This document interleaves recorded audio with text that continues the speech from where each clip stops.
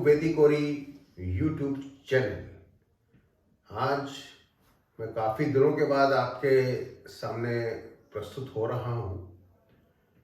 मैं समझता हूँ कि शायद आज 1 या 1.5 हफ्ते हो गए होंगे, तो फिर भी हम अपनी मेडिकल एस्ट्रोलॉजी की श्रृंखला को आगे बढ़ाते हुए आज जो दो ग्रह बचे हुए हैं उसके बारे में डिस्कस करेंगे। वो है राहु और केतु।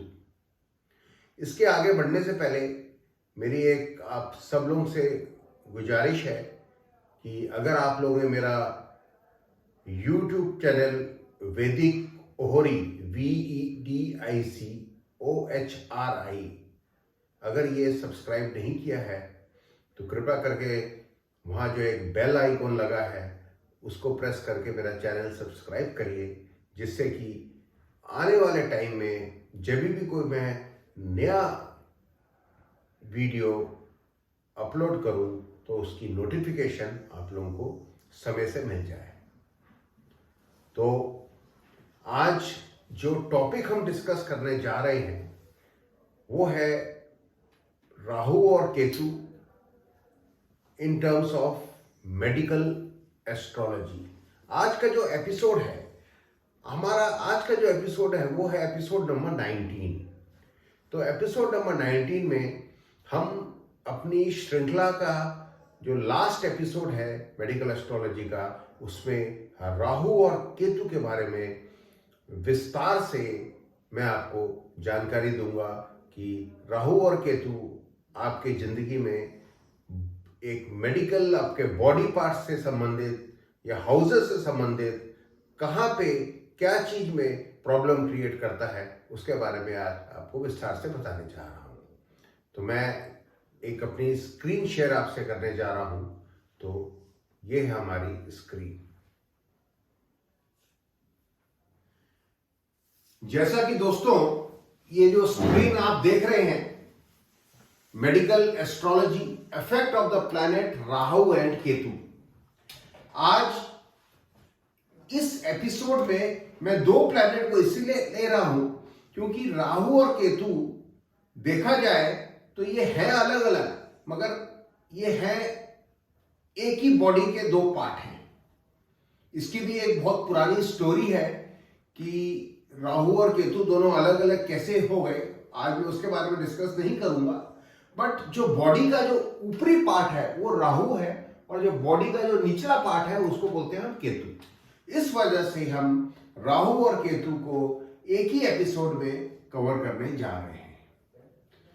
ये जो इस तरफ मैंने लिखा हुआ है राहु और यहां मैंने लिखा हुआ केतु।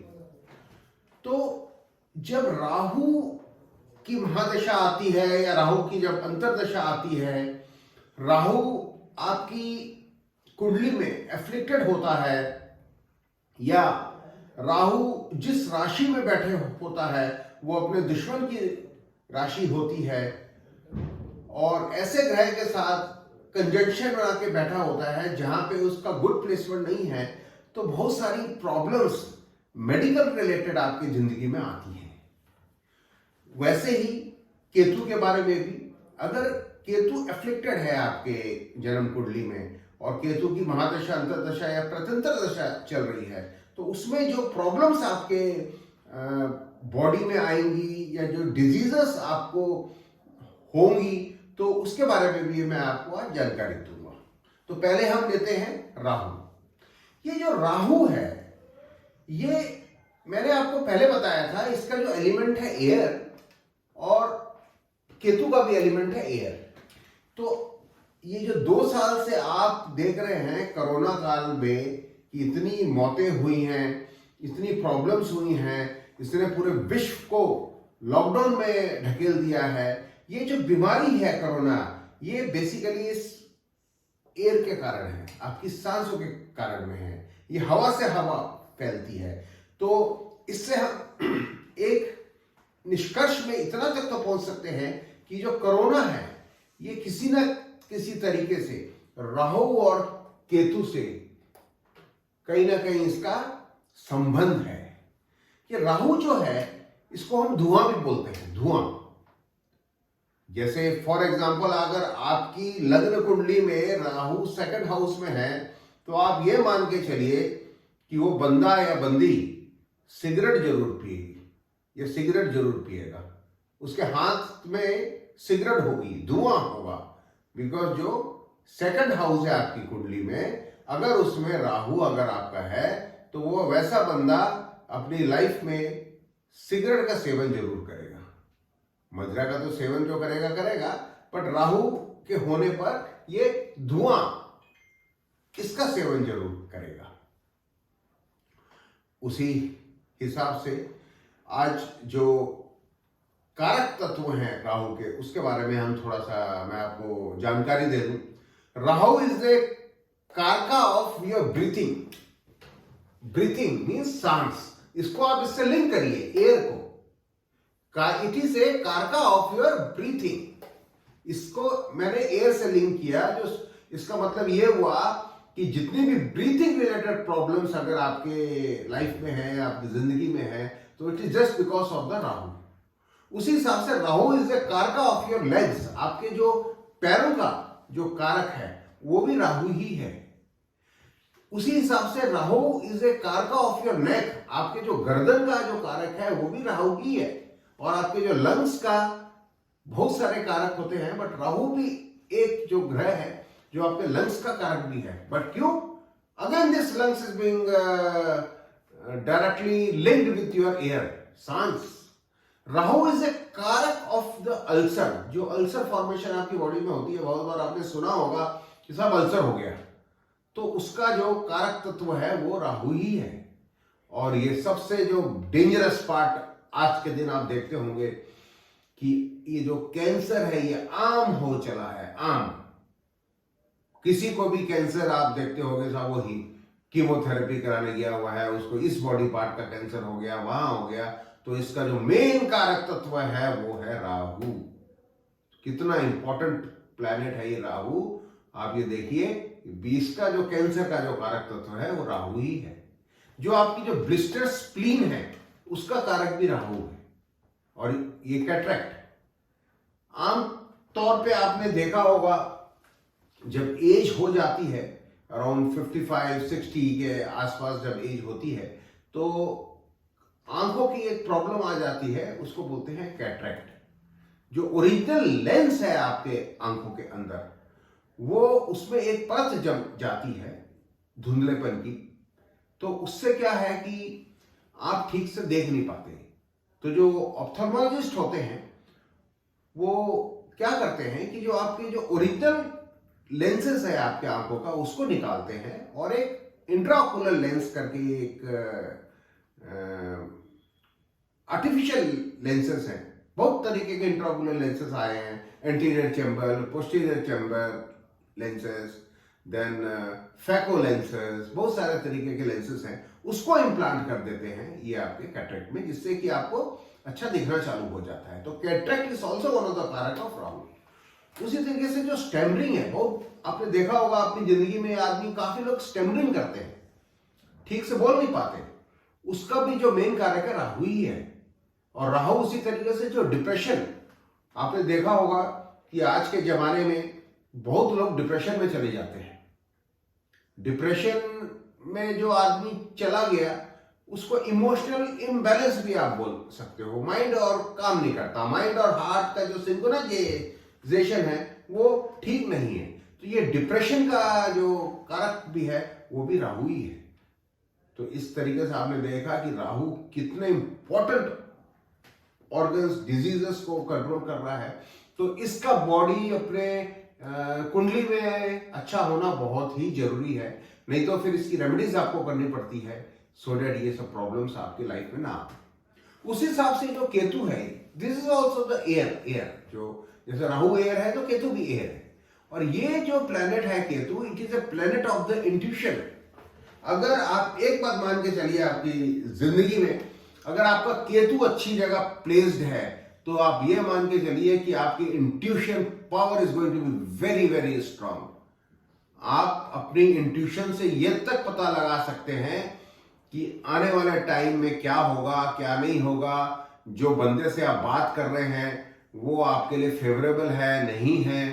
तो कोई भी माइंड में जो चीज आती है, आपकी इंट्यूशन पावर इतनी स्ट्रांग होगी कि उससे आपको पता चल जाएगा। आपको इतना तक पता चल जाएगा कि आप आज जिस गाड़ी में जा रहे हैं हो सकता है उसका एक्सीडेंट हो जाए।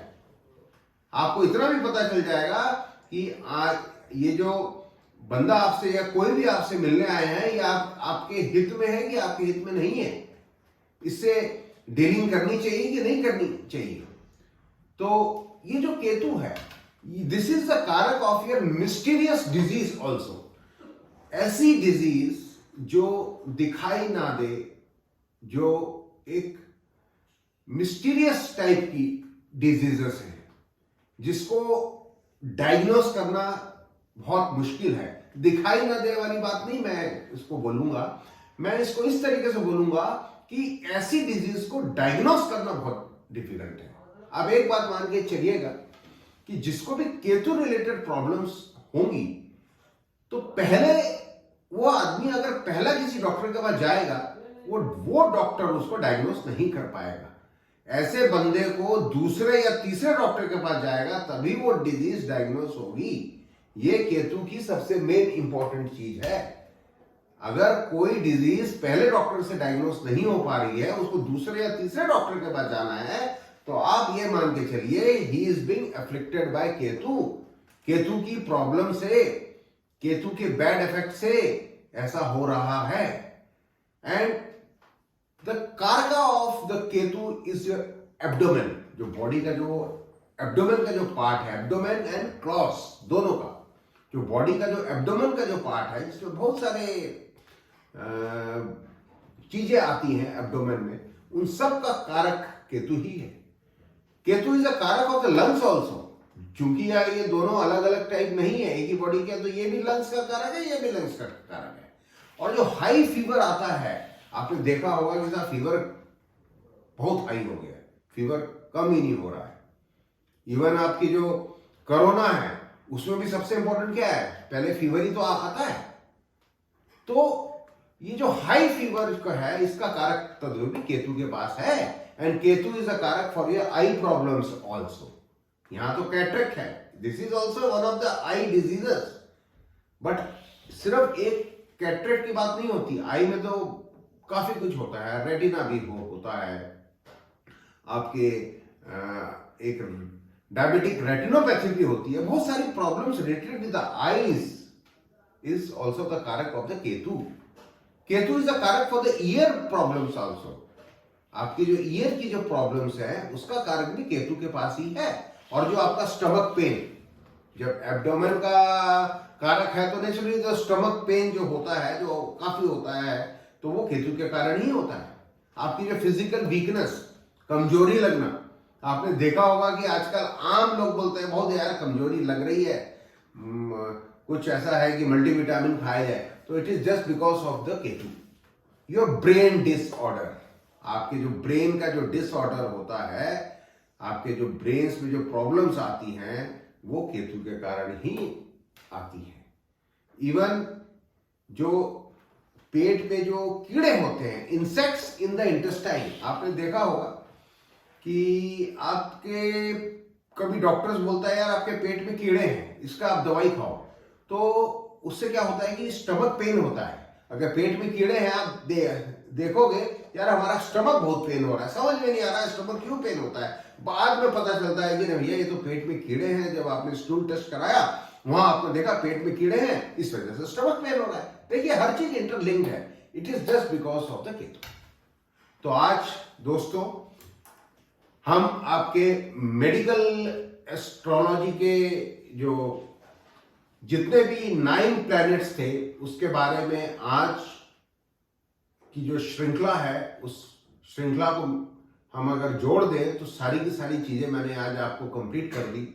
और आने वाले टाइम में मैं कुछ अलग टॉपिक लूंगा, जैसे कि आपका जो टॉपिक्स हैं वो आपका एक मरण कारक प्लैनेट्स के बारे में मैं बताऊंगा, और दिशा बल के बारे में बताऊंगा, और राजयोग के बारे में बताऊंगा, और इवन जो डिफरेंट कुंडलीज हैं हमारी, D9 हो गई, D10 हो गई, डिफरेंट टाइप्स ऑफ कुंडली के बारे में हम आगे डिस्कस करेंगे। और वैदिक कुंडली में इतने टॉपिक्स हैं कि ये इट इज एंडलेस।